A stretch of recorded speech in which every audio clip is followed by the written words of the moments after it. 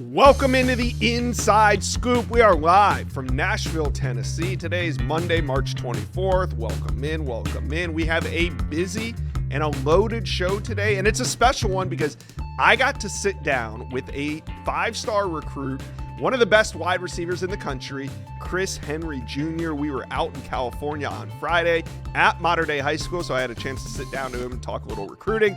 Today, we're also going to hit on Miami and Michigan. But first, all right, let's talk about the most important recruiting developments from the weekend. But before we get started, guys, do me a favor and hit subscribe.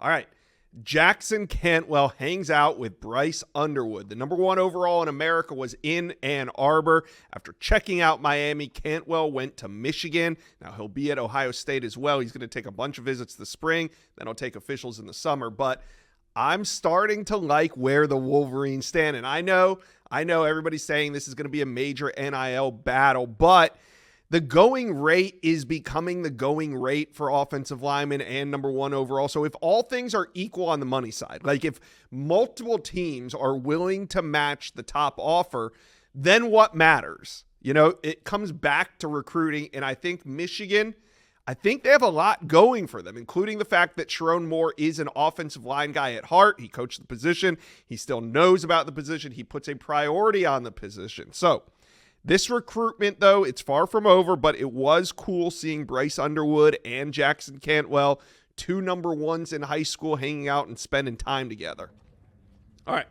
LSU lands another elite receiver. This is not a repeat. LSU's number one class just added another big piece to its loaded commit list. This time, it's 6 foot, 200-pound wide receiver from New Orleans, Jabari Mack. Now, after landing number one wide receiver Tristan Keys, LSU gets another elite wide receiver on this list. Jabari Mack, the 11th best wide receiver in America, a loaded commit class right now. You also at wide receiver, you have Kenny Darby, Ja'Kai Anderson, Jabari Mack, and Tristan Keys.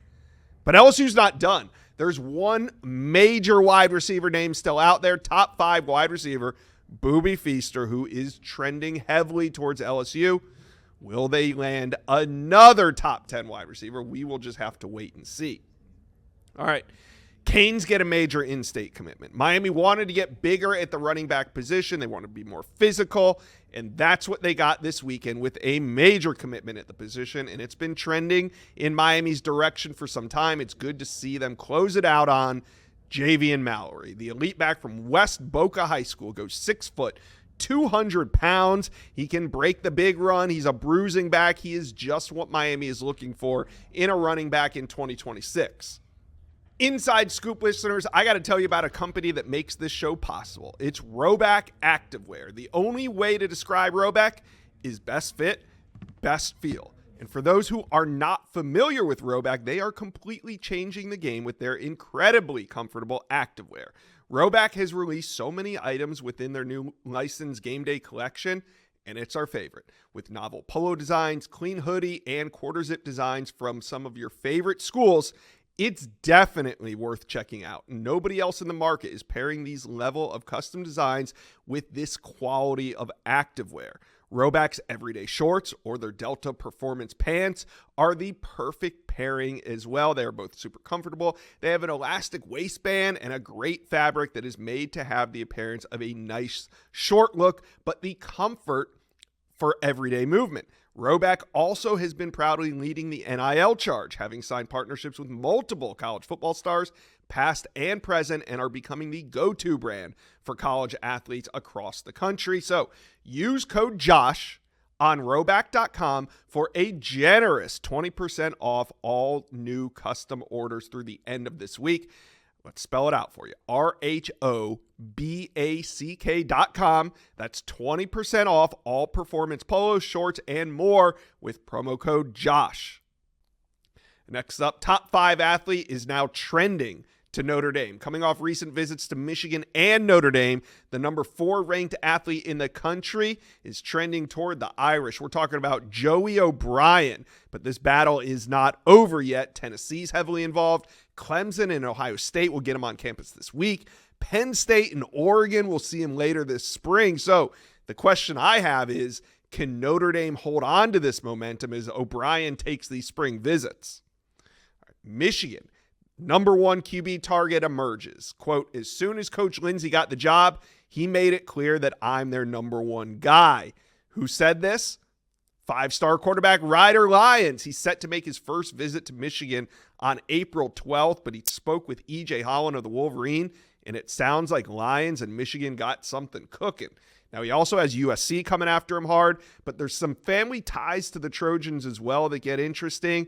However, USC already landed a quarterback in Jonas Williams, so we'll see what the number 4 quarterback, the number 10 ranked overall recruit nationally, has in store. Now, he has spring visits set to Michigan, Ohio State, and Ole Miss, but he's also locked in summer officials with BYU, Oregon, and USC.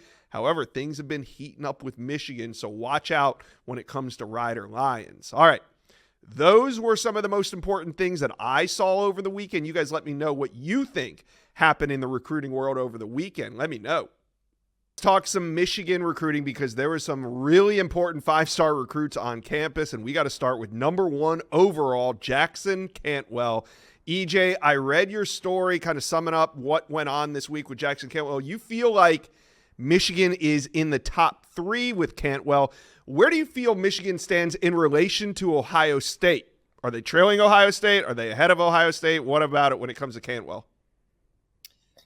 It's tough to say right now. If you made me say, I would probably put Michigan slightly ahead of Ohio State, but I don't think the order really matters at this time. I think the spring visits are great for Cantwell to get back on these campuses, to meet with the coaching staff, to see spring practices, just the inner workings of different programs that he's considering. Obviously, it's not just Michigan and Ohio State. Miami's up there, Oh, yeah. Georgia's up there, Oregon's up there. So, these are all major players, all blue blood programs with a lot of NIL to spend as well. And I think ultimately that's what it comes down to. It's going to come down to serious NIL negotiations that will take place during summer official visits. So whether you want to slot Michigan number 1 or number 3 or number 5 in this race, I think it's pretty irrelevant until we get into summer official visits, until those discussions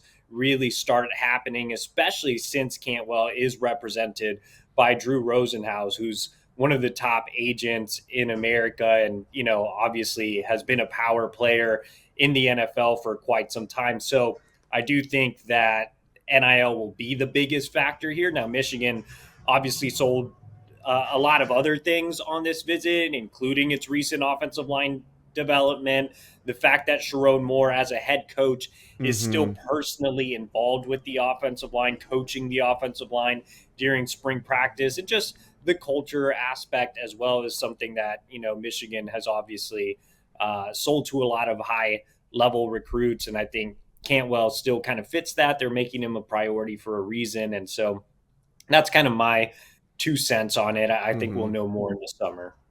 All right. Speaking of monumentous NIL wins, you got Bryce Underwood on campus now. Did Cantwell get to run into Bryce Underwood while he was in Ann Arbor? Yeah, definitely took some photos with each other. A little social media buzz there with Cantwell tweeting out number 1 and number 1. Obviously, Michigan spent big with Bryce Underwood last cycle. He was the number 1 overall player in America.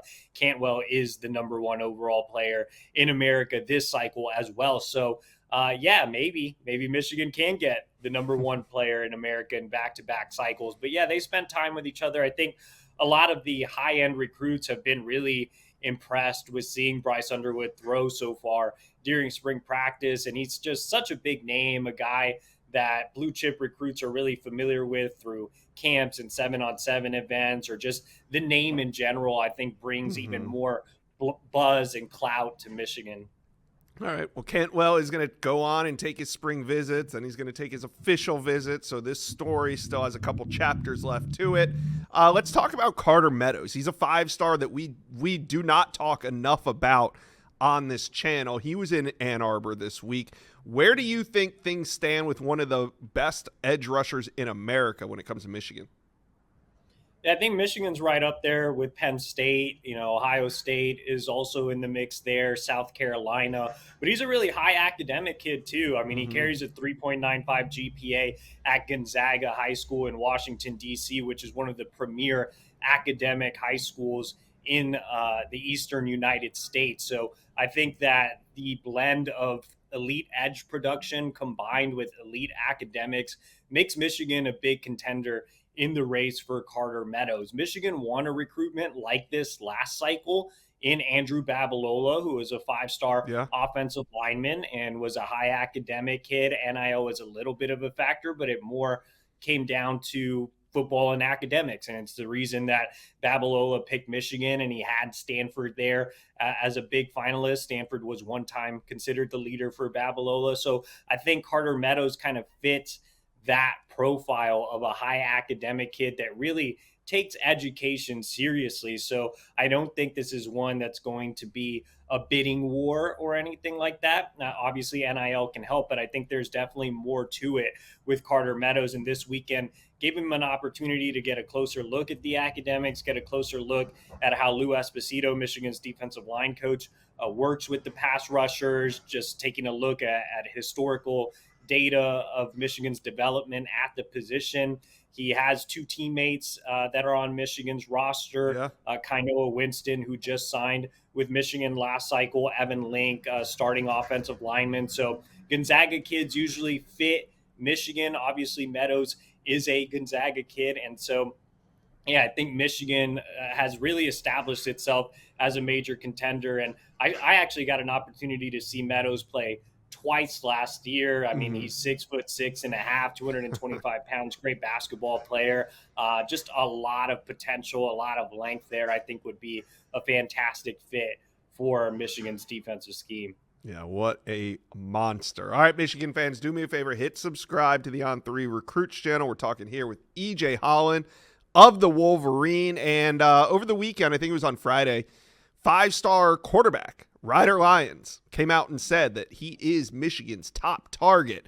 One, do you believe that he is at the top of Michigan's QB board? And who else is on Michigan's QB board? Yeah, so I do agree with Ryder Lyons. I think he is the number one quarterback target on the board, 5-star, number 10 overall recruit in the country per the industry ranking. I mean, just a really dynamic player. I had a chance to catch up with him at OT7, and that's exactly what he told me. He said, hey, look, Chip Lindsey, Michigan's new offensive coordinator, he came out to see me, came out again, brought Sharon Moore, Michigan's head coach, and they made it clear to him, look, you're the guy this cycle. And, from everything I've heard, he is the guy.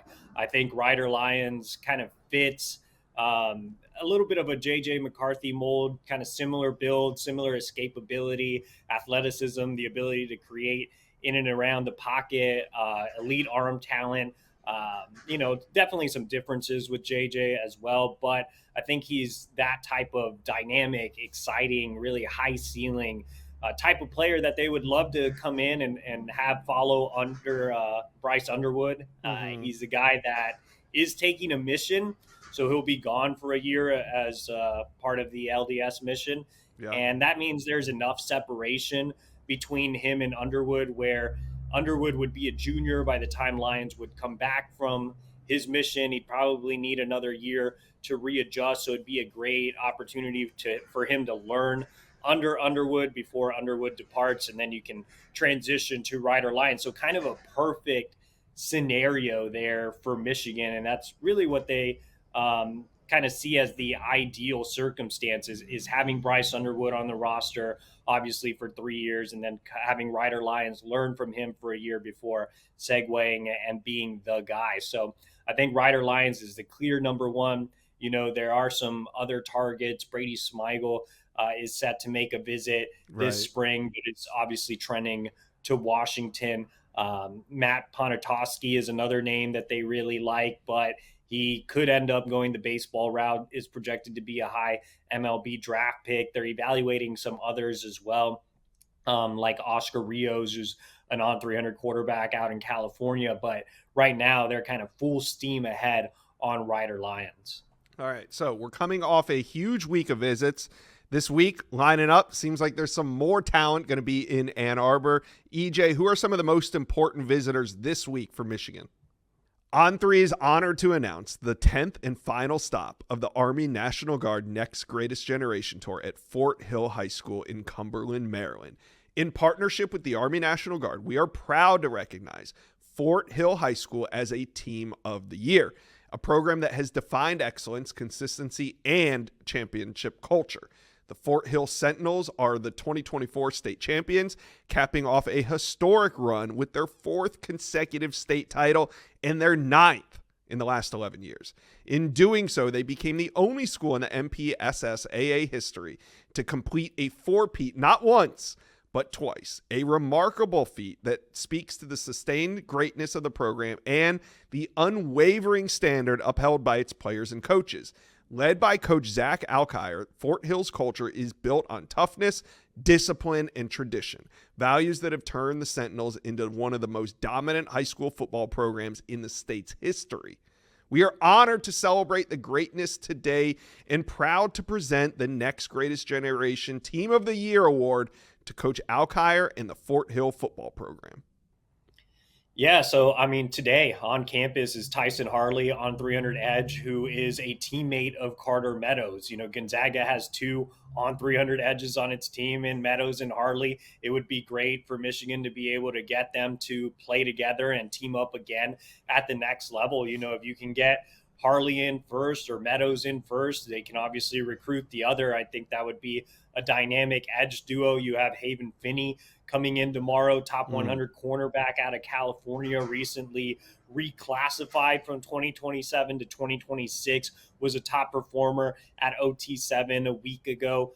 Michigan has quickly worked its way into his top group. They'll have a chance to really impress on tomorrow's visit. Then later on, going into the weekend, you have top 100 running back Javian Osborne out of Texas, who has long been a priority for the Wolverines. Michigan has a lot of buzz in that recruitment. Notre Dame hosted him over the weekend, though, made a big move. So Michigan will have to, kind of regain the momentum there. And I think they'll have a chance to do it as Osborne's slated to be on campus for 3 days. So a long time in Ann Arbor for him to bond with running backs coach Tony Alford and head coach Sharon Moore and see a couple of spring practices. You have on 300 defensive back Jordan Thomas coming in as well. You know, he's a big priority in the secondary. He was just on campus right during the winter contact period, right before the dead period. So a very early February. I think February 1st was the last time he was on campus. So making yet another visit, Michigan in his top group,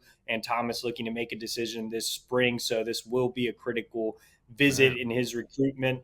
And, one other to mention, top 100 defensive lineman, Damari Simeon, on 3 has him ranked very high. He's long been a priority for Michigan along the defensive line as well. I think Michigan really needs to continue that trend of landing high-level defensive linemen, and Simeon, again, at the very top of the board. Michigan, Penn State, and a few others are high on his list. So another big weekend at Michigan, another big week at Michigan. It's been very busy for the Wolverines on the recruiting trail. Yeah, this is crazy. We're talking Michigan recruiting involved with, yet again, the number 1 overall prospect in America. Michigan fans, chime in. How do you feel about the odds of landing Jackson Cantwell? Let us know. Comment section below.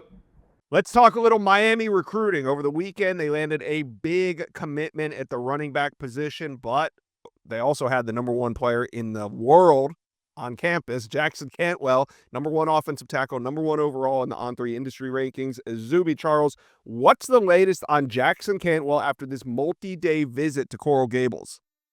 Yeah, it was absolutely huge for Miami to get Cantwell and his entire family down there, in South Florida for a multi-day visit, like you mentioned. When he first came to Miami, it was just him and his mom, and then this time his dad joined him along as well to really check out what the Canes have to offer. And he got to see a lot of things. Obviously, spending a few days down in Miami isn't bad, and he really enjoyed his time. And he really had a lot of great things to say about not only Coach Cristobal, but Coach Mirabal and that entire offensive line staff. He thinks that he has a path to potentially playing early at Miami, similar to how Francis Mauigoa did, the former 5-star prospect in the 2023 class. And Miami saying all the right things. Another unique thing about Jackson Cantwell is when he comes down to his official visit on May 9th, he'll be the only prospect on campus the Miami Hurricanes will be hosting. So all eyes will be on Jackson Cantwell for that OV. Miami's all in on Cantwell. It's going to take a lot to land the number 1 prospect in the country, but Miami's not cutting any corners when it comes to him. It's going to take a lot of cash. We're talking NIL. And one of the things interesting about Cantwell is he's represented by Drew Rosenhaus. So do you think that that actually helps Miami, being Drew Rosenhaus is so close to the Miami football program? Well, I do think that may play a little factor into it, but with the prospect, the caliber of Jackson Cantwell, I don't think any team's going to cut any corners with him. But hey, having a guy like Drew Rosenhaus in your backyard that's really familiar with the Miami Hurricanes definitely can play in Miami's favor if things go right. Yeah, so everybody's going to be throwing a big bag of cash at Jackson Cantwell because he is the number one player in high school football. So when it comes, if money's equal, right? What do you think Cantwell's looking for in a program? I think it's the opportunity to play right away, make an impact on a program and the development. Obviously, the end goal isn't to play out of college for 3 years. It is to go to the NFL. And Miami does have a pretty good track record with Coach Mirabal and Coach Cristobal sending big-time tackles to the NFL. Obviously, Panay Sewell is that guy right now who's arguably the best offensive tackle in the NFL. He was under those guys at Oregon. And now Francis Marino, who a lot of people think is going to be a top 10 pick in next year's draft. So kind of just selling him that dream of, hey, you can come into Miami, be a day one contributor, be gone in 3 years, and then, go make that real money in the NFL, something that I think Miami can sell to Jackson Cantwell. Yeah. Now Cantwell's going to continue on with this spring tour. He's going to go hit Ohio State, Michigan, so forth and so on. Do we expect Cantwell back this summer for an official visit? Yep, so he has an official visit locked in for May 9th. Like I said, he'll be the only guy on campus that weekend. So Miami's gonna put all their chips on the table for Kent roll out the red carpet. And it's pretty rare to see a prospect get an entire official visit weekend by himself. But like I said, the number one prospect in that 2026 class is getting just that from Miami. All right, we'll be talking about that on the show in the weeks to come. All right, we got to cover the big news of the weekend. Javian Mallory, elite running back from West Boca, committed to Miami over the weekend. That one's been trending in the Canes' direction. Good to see them close out that recruitment. We know they want to take one more, and I'm looking at this running back room, and it is the running back board, and it is absolutely stocked with talent. You got two backs coming in from Ohio this week. You got Derek Cooper on the board. You got the Oregon running back that they're trying to flip. You got Javian Osborne on the board as well. Who do you view right now as the Canes' top target at the running back position? Yeah, like you mentioned, it's pretty hectic with the Miami Hurricanes running back board, and they made it clear they want to take two guys this cycle. But the guy that I think is kind of at the top of it is another South Florida running back, Derek Cooper, out of Shabbat Al-Madonna. He's the guy that Miami's been all in on these past 2 years. One of the best athletes in the country. Plays on the defensive side of the ball too. But I think Miami wants to kind of keep that South Florida swag, in that running back room. If you look at it right now, both the number one and number two running backs are from South Florida, being Mark Fletcher and Jordan Love from American Heritage St. Thomas Aquinas. But in a perfect one, I think Derek Cooper is that guy. But hey, a lot of other programs are pushing for him. So that's why, like you mentioned, Miami hosted actually three running backs this past weekend. Alongside Javian Mallory was the Oregon commit Tredarian Ball. And then a three-star running back, Jamal Rule, who's a little bit of a quieter guy, but a guy Miami likes. And then, like you mentioned, guys like Jay Lamar, the two running backs from Ohio, Henry Ollinger, Faber Akigo, are going to visit this week. And just a bunch of other names. Amari Lattimore throwing that mix as well too. Javian Osborne. So a lot of pieces need to still fall in place. But hey, we're gonna figure out who that number two running back is in the next few weeks for sure, I think. Yeah, this is a good problem for Canes fans to have. There's so much talent at this running back board that there's no way that they don't get a quality second back. We'll just got to see who it is. You think Derek Cooper right now is probably the top name for Cane fans to know? Yeah, if I was a betting man, I'd think Derek Cooper to be that number two guy that Miami wants to bring in just to keep that South Florida swag Yeah. going in that running back through. That'd be a great haul for 2026. All right, let's wrap this up by talking about five-star wide receiver Chris Henry Jr. You guys know he's committed to Ohio State. He's been flirting a little bit here with Oregon as of late. USC, there's some buzz. And then there's also Miami in his top group. But I spoke to him on Friday. That interview's up on this channel. And after coming away speaking to Chris Henry Jr., I think Miami is in a much better position than a lot of folks are giving Miami credit for. So where does this connection come from? Because he's from Ohio. He grew up in Ohio. He's now playing his high school football out in California. But how has Miami gotten in so good in this recruitment?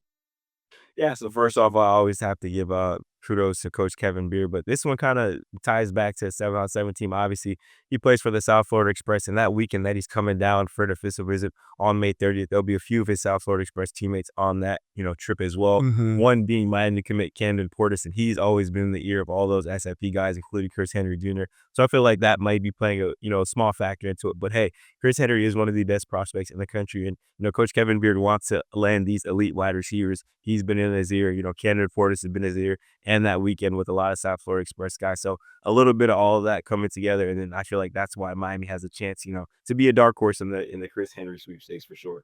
Yeah, and they're in it. I mean, he didn't come out and exactly say it, but essentially he's going to take these visits, talk it over with the family, and make sure he's making the quote unquote right decision. Something that we kind of heard from Jeremiah Smith, and we know that in the background of that Jeremiah Smith, there was a lot more going on than a lot of people kind of knew about when it came to Jeremiah Smith in Miami. So maybe the same with Chris Henry Jr. We'll see how that all shakes out. When is the next big visit weekend for Miami? Or do they just have guys kind of trickling in all throughout the spring? How's it going? So yeah, throughout this week there'll be a lot of big time names, but Saturday for sure is going to be that big, big, big weekend for the Kings. Probably the biggest weekend of the spring. Obviously, since July is the dead period, they used to have kind of a big pool party to end the summer in July. But since it's a dead period, no prospects on campus, they're moving that to the end of March, and there's going to be a lot of big time names, down there in Coral Gables this Saturday to check out what Miami has to offer. Is Mario still jumping off the high dive? I think he left that in the past, but there's other coaches that would be making those big splashes for those guys.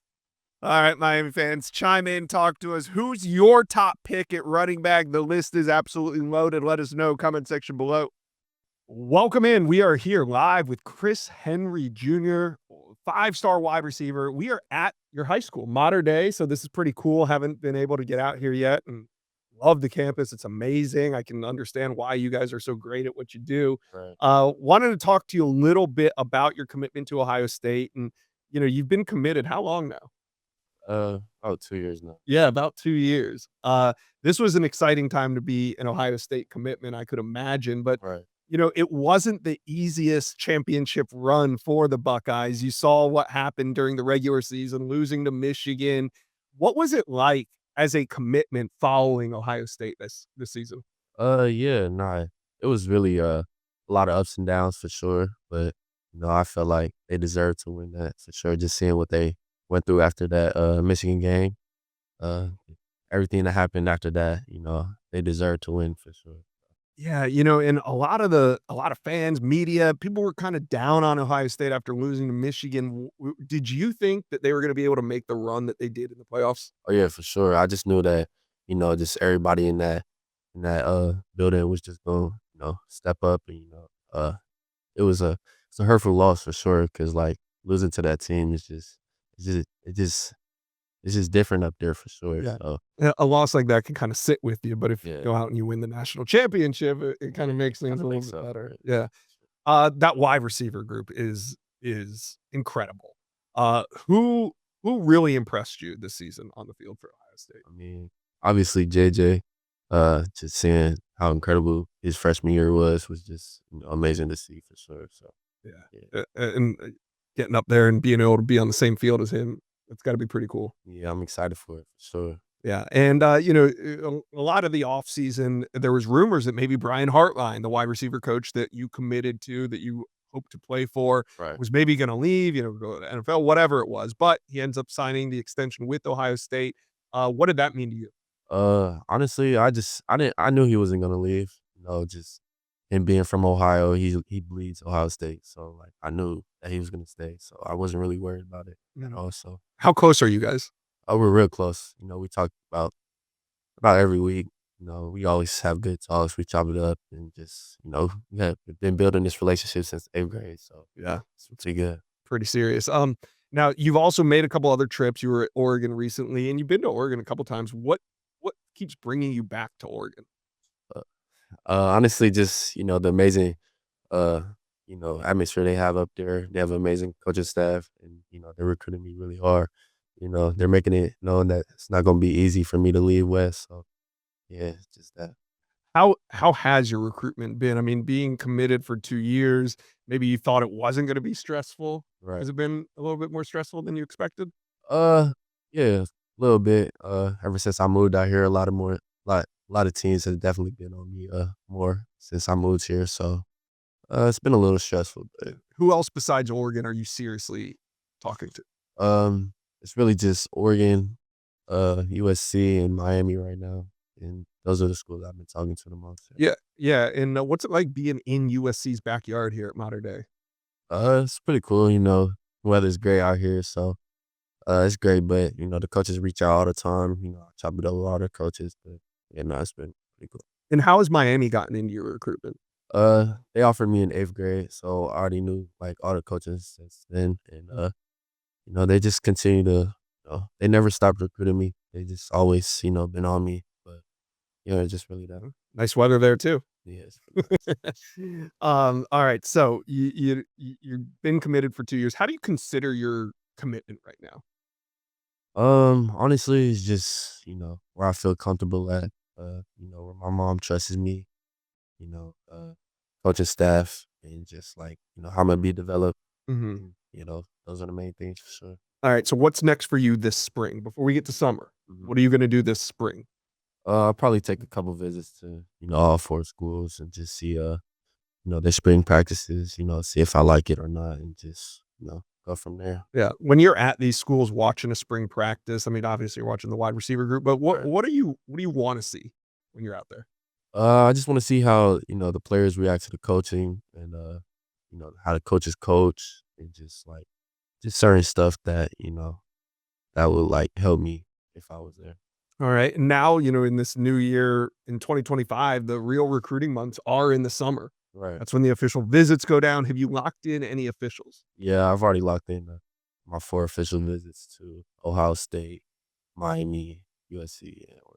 Okay, and do you think when you get done with those, I mean, are you gonna sit down with your family and talk? What's the process gonna be like for Chris? Yeah, no, I'm definitely gonna sit down and talk with my mom, my peers, and just, see what they think is best for me. And just as far as like, where they trust me to go and just, where they think Imma develop the best Mhm. at. So So not necessarily like a final decision, but after you take all these officials, you do kinda wanna sit down and think about it all and see where everything stands. Sure. And would you like I don't I know you're committed, but would you like to shut it all down before the season starts? Is that the goal for you? yeah, that's the goal for me, honestly. It's just get it out the way and, once I find a place that's home, I just wanna stay committed to that. So yeah. Alright, so when's the next time you'll be at Ohio State? I will be at Ohio State April 5th for spring practice. There you go, Buckeye fans. Get ready. April 5th, he will be back in town. Thank you, Sure. Chris Sure. Edlin Jr.